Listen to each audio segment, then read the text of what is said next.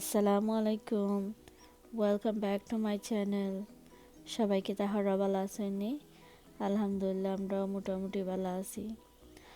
তো আজকে আর একটা ব্লগ নিয়ে হাজির হয়ে গেলাম। তো এই ব্লগটা আসলো সানডে বিকালে আমার আম্মার বাসায় গেছিলাম। তো হানো তাইন নাস্তা হররা। তো নাস্তার পরে আমার বাইর বইয়ে নারিকেল দিয়েছে। নারিকেল তো বাংলাদেশ থেকে খাইছে, তার নেইবার তো তান্ডে দিছে। তো আমি ওটা আপনার লগে শেয়ার করলাম।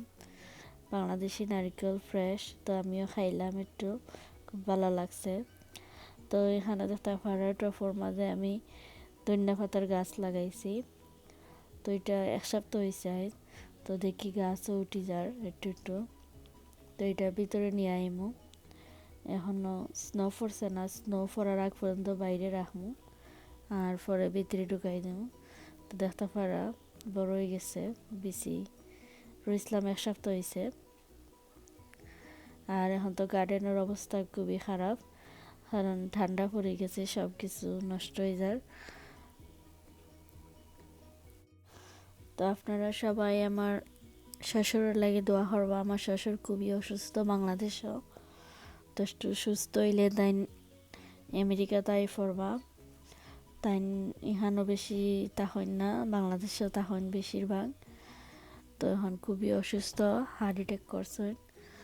তো তার দুইটা ব্লক ধরা পড়ছে। তো আপনারা সবাই দোয়া করবা, একটু সুস্থ হইলে ইনশাল্লাহ আবার আমরা আমেরিকাত ব্যাক করবা।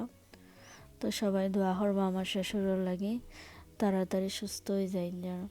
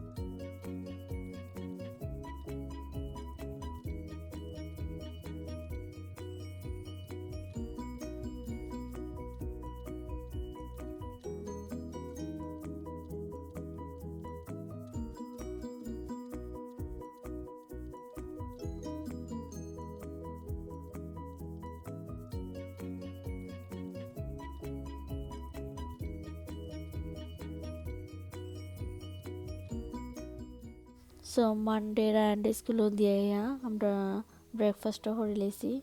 তখন এখন রান্নাও শেষ করিলাই। তো এখানে পালং শাক নিছি, পালং শাক ভাজি করমু, করলা ভাজি করমু, আর কুয়াল ফাঁকি বোনা করমু। তো হয়ে আপনার লগে শেয়ার করি। সো এখানে আমি পালং শাক রে বালাডিকে ওয়াশ করে কাটিয়া রাখছি। তো এখানেও তেল গরম করিয়া দিলেছি, রসুন আর পেঁয়াজ, এটা পালং শাক ভাজি করলাম। তো পালং শাক সবসময় তো রসুন পেঁয়াজ দিই রেগুলারভাবে করি জ্বালা ওলা।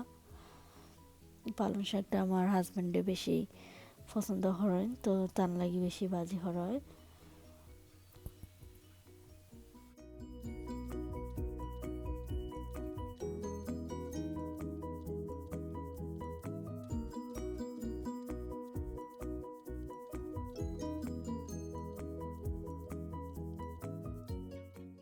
সো পেঁয়াজ আর রসুনটা একটু ব্রাউন কালার হয়ে গেলে আমি কয়েকটা কাঁচামরিচ অ্যাড করলাম। কাঁচামরিচ অ্যাড করে আমি শাকটাও দিলাম। শাকটা প্রথম দেখা যায় বেশি, যখন সিদ্ধ হয়ে যায় তখন অল্প হয়ে যায়।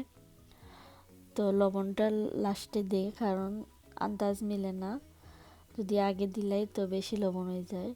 তো একটু সিদ্ধ হওয়ার পরে তারপরে লবণটা আন্দাজ মতো দিলে ভালো হয়।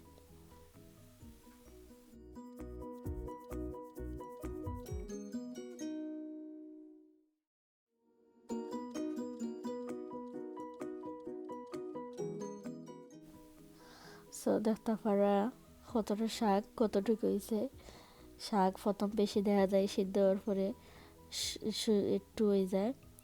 তো দেখতে পারো আমার শাকটা অলমোস্ট হয়ে গেছে।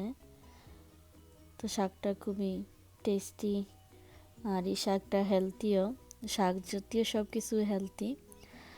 তো এখানে আমি কোয়েল পাখি যেটা প্যাকেটও থাকে আস্তা, তো ওই প্যাকেটও 6 পিস থাকে।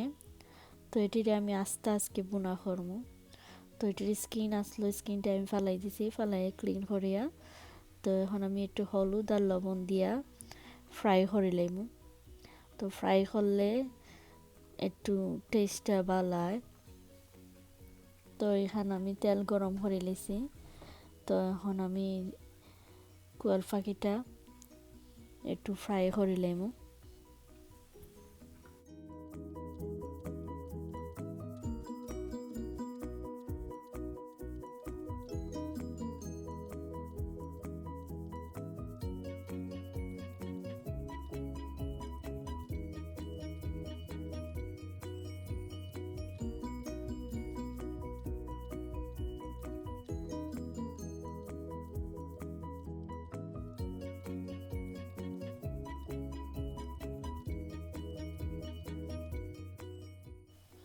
সো আমার কোয়েল পাখিটা ফ্রাই হয়ে গেছে, বেশি ফ্রাই নাই, একটু লাইট করিয়া ফ্রাই করছি।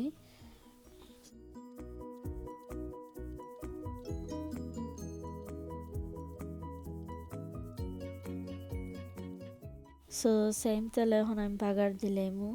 তো এখানে আছে সব গরম মশলা আর পেঁয়াজ দিলাইছি একলগে। তো এগুলো একটু ব্রাউন কালার করবো।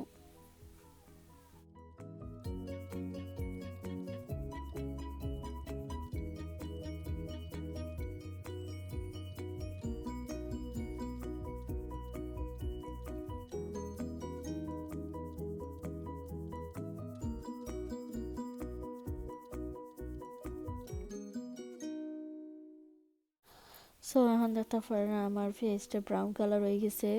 তো এখন আমি বাকি যা স্পাইস আছে অ্যাড করে লাইমু।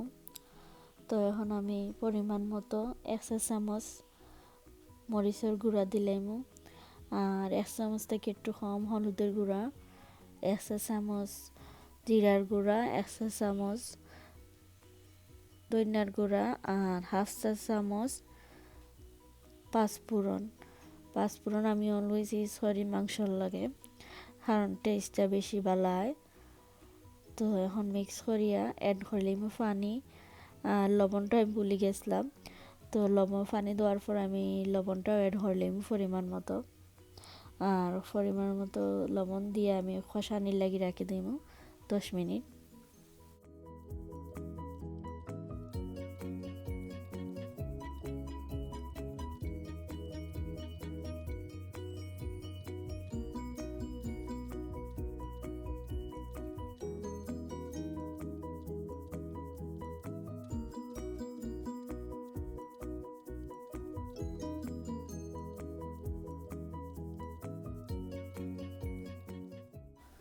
সো লবণ অ্যাড করি আমি অ্যাড করে লিছি আদা রসুনের পেস্ট।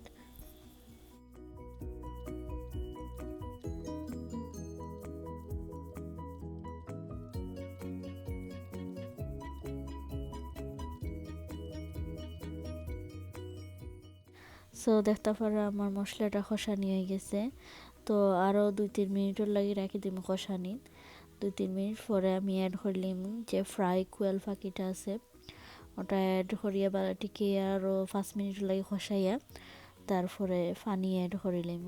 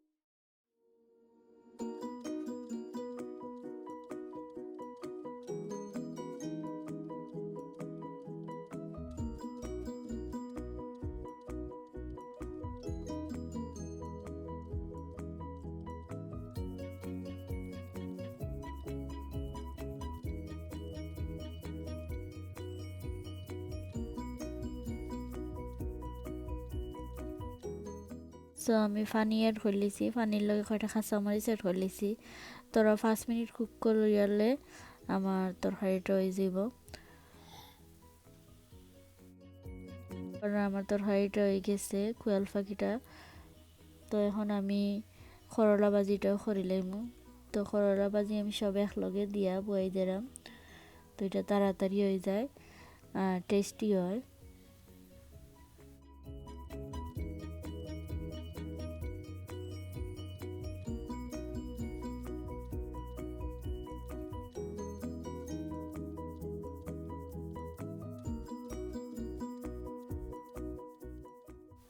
সো আমার করলা ভাজিটা হয়ে গেছে, দেখতে পারা খুবই সুন্দর হয়েছে, খুবই টেস্টি হয়েছে। আর করলা ভাজি আমি সবসময় একলগেই বুয়াই, তো খুবই টেস্টি হয়। তো আশা করি আজকের ব্লগটা আপনার কাছে ভালো লাগছে। তো আপনারা আমার ব্লগটা যদি ভালো লাগে প্লিজ লাইক কমেন্ট শেয়ার করবা। Thank you for watching. আসসালামু আলাইকুম।